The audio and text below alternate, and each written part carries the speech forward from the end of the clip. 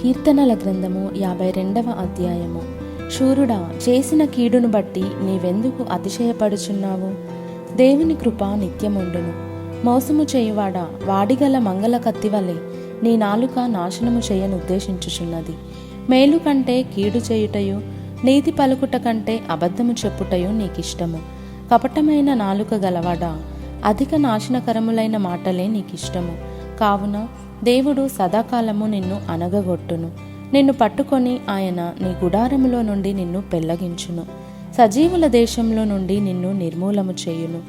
నీతిమంతులు చూచి భయభక్తులు కలిగి, ఇదిగో దేవుని తనకు దుర్గముగా నుంచుకొనక, తన ధన సమృద్ధి అందు నమ్మికయుంచి తన చేటును బలపరుచుకొనినవాడు వీడే అని చెప్పుకొనుచు వానిని చూచి నవ్వుదురు.